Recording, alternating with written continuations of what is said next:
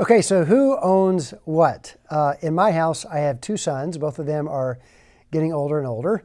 And so when my laundry gets done every week, we have this huge pile of socks. And everyone's wondering which socks belong to the youngest, which songs belong to the middle, and which socks belong to their dad. It's kind of hard to tell. And that's why probably there are more than a few possessions in your life that you have permanent markered or you've branded in some way. You want to make sure that people know that belongs to you. And that can be an important question. Who owns what? Maybe at your place of business, there are company items and different ones use those items, and that can cause contention because you feel as if you own them and someone else feels as if they own them, and that can be a problem. So the question is, who owns what? And when God's people, Israel, were in the wilderness coming into Canaan, it was a relevant question. Who owns what? Property and possessions and so on. Well, Leviticus 25 is in part to help negotiate that and to just make the mindset clear. Proverbs nothing, Leviticus. Leviticus 25, verse 10 says, God is speaking, and ye shall hallow the 50th year and proclaim liberty throughout all the land unto all the inhabitants thereof. It shall be a jubilee unto you, and ye shall return every man unto his possession, and ye shall return every man unto his family. And what follows is instruction about the year of Jubilee. Now, we're not going to get into that per se this morning. However, suffice it to say that there is a general ethic that comes out of God's words here that applied to Israel across the board and really apply to you today, Jew or Gentile. And that is this: how you treat what you have depends on whom you believe to own it. For instance, let me give you one, maybe two, three, maybe even four examples. Verse 17, ye shall not therefore oppress one another, but thou shalt fear thy God, for I am the Lord your God.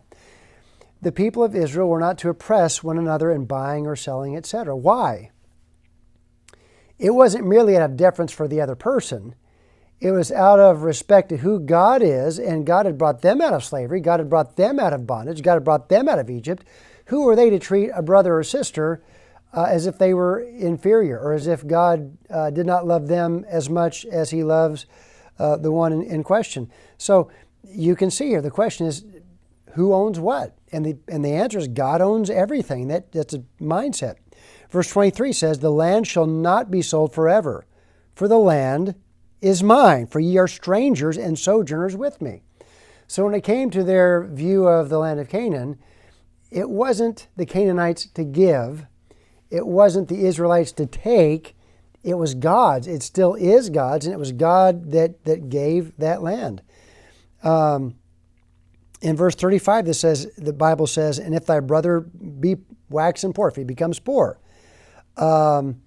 you won't profit by him. Don't take no usury of him or increase, but fear thy God. I am the Lord your God, which brought you forth out of the land of Egypt to give you the land of Canaan and to be your God. Later he says of those who are in less fortunate circumstances, for they are my servants, which I brought forth out of the land of Egypt. So what's the point? The point is God was saying, no matter what you have or don't have, you need to remember that everything is mine and I have entrusted it to you. So how you treat what you have depends on whom you believe to own it. So look, if I think others own something and I take God out of the equation, then I will become jealous of anyone who has something I do not have. That really characterizes so much of what we see today politically and socially. If you think everything is yours, then it tends towards possessiveness and a greed and walking on eggshells. Everything is yours, and so you're always monitoring. Hey, that's mine. Hey, that's mine. Hey, that's mine. And it's no way to live. If I realize that God owns everything, it's not just about being a good sport. It's about being a good steward. It's about realizing if something does belong to me, if I do possess something, it's something that's been placed in my hands as a stewardship of God. If something is in someone else's hands, then I need to respect that as a stewardship to them of God.